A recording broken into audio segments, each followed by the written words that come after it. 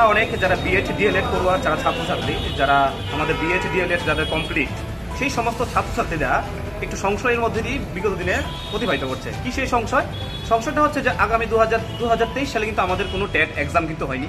2024ও প্রায় অর্ধেক পেরিয়ে যাচ্ছে, কোনো টেট এক্সাম কিন্তু হয়নি। যে কেন টেট এক্সাম হয়নি, তার কি কারণ, সেই সমস্ত কারণকে আমরা অন্বেষণ করার জন্য আমরা মূলত আজকে টিআরবিটি প্রধানের সাথে আমরা সাক্ষাৎ করি এবং টিআরবিটি প্রধানকে আমরা ধন্যবাদ জানাই যে উনি তার মূল্যবান সময় বের করে উনি আজকে আমাদেরকে সময় দিয়েছেন। যখন ওনার সাথে সাক্ষাৎ করি উনি জিনিসটা বিস্তারিত আমাদের খুলে বলে।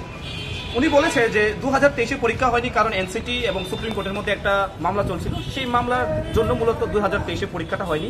কিন্তু 2024-এর প্রথম দিক দিয়েই ওনারা যেই মামলাটা চলছিল সেই মামলাটা সলিউশন হয়ে গেছে এবং টিআরবিটি প্রধান পরীক্ষা নেওয়ার জন্য এখন সম্পূর্ণরূপে প্রস্তুত।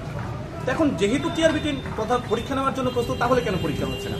টিআরবিটি প্রধান এই বিষয়ে আমাদের অবগত করেছে যে টিআরবিটি প্রধান রাজ্য সরকারের কাছে একটা দাবি করেছিল যেন এখন আমরা পরীক্ষা নেওয়ার জন্য প্রস্তুত, আপনারা দ্রুত পরীক্ষা নেওয়ার ব্যবস্থা গ্রহণ করুন অ্যাডমিনিস্ট্রেশনের মাধ্যমে। কিন্তু তখন রাজ্য সরকার জানিয়ে দেয় যে এখন আগামীতে লোকসভা ইলেকশন, সেই লোকসভা নির্বাচনের জন্য এখন সমস্ত অ্যাডমিনিস্ট্রেটিভ বিজি আছে, তার জন্য পরীক্ষাটা নেওয়া হচ্ছে না। গেল লোকসভা ইলেকশন গেল, লোকসভা ইলেকশনের পরে আবার টিআরবিটি প্রধান রাজ্য সরকারের কাছে অনুরোধ করেছে যে এখন তো লোকসভা শেষ, তাহলে এখন আপনারা পরীক্ষা নিয়ে নিন।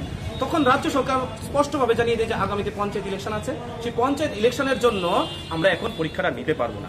তাহলে পঞ্চায়েত ইলেকশন শেষ হচ্ছে মোটামুটি আগস্ট মাসের 16 তারিখের মধ্যে ইলেকশন শেষ হয়ে যাচ্ছে।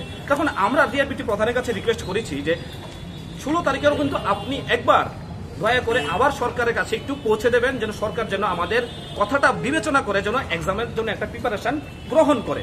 তো আমরা আশাবাদী যেন সরকার আগস্ট মাসের 16 তারিখের পরে অর্থাৎ পঞ্চায়েত ইলেকশনের পরে যেন আমরা যারা বেকার আছি, যারা বিএড ডিএলএড ত্রিপুরা রাজ্য বলুন বা বহিরাজ্য থেকে যারা আমরা এতগুলো টাকা দিয়ে আমরা পড়ে এসেছি, যেন টেট পরীক্ষাটা যেন আমরা বসতে পারি। সেই অর্থে রাজ্য সরকার আছে আমাদের ছাত্রছাত্রীদের তরফ থেকে একটা বিনম্রভাবে অনুরোধ যেন পঞ্চায়েত ইলেকশনের পরে আপনারা যেন একটা এক্সাম নেওয়ার জন্য একটা ব্যবস্থা আপনারা গ্রহণ করুন। আমরা আশাবাদী